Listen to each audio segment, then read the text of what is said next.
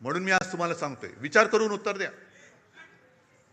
60 वर्ष पूर्ण झालेली आहेत. गेली जवळपास 12-13 वर्ष मी तुमची नेतृत्वाची जबाबदारी सांभाळतोय. पण जे आरोप माझ्यावरती होत आहेत ते जर तुम्हाला खरं वाटत असतील तर तुम्ही मला सांगायचं, मी आत्ता या पदावरनं पाय उतारवायला तयार आहे. फक्त माझी एक अट आहे की ही सोन्यासारखी शिवसेना चोराच्या दरोडेखोराच्या हातात जाऊ द्यायची नाही.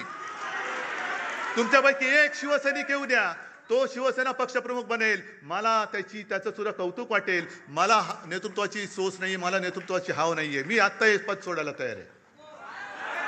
पण कोणी लाचार, गद्दार, भेसळयुक्त रक्ताचा माणूस माझ्यावरती आरोप करत असेल तर त्याला उत्तर तुम्ही द्यायचं आहे.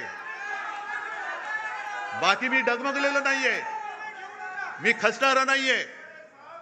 अनेक संकट आली, अनेक वादळं आली, मी पळणारा नाहीये. मी पहाडासारखा उभा राहीन, जबाबदारी स्वीकारेन. पण तुमच्या मनात जोपर्यंत विश्वास आहे तोपर्यंतच हे मी करेन. आणि ज्या क्षणी तुम्हाला वाटेल त्या क्षणी मी हे पद सोडल्याशिवाय राहणार नाही. जय हिंद, जय महाराष्ट्र.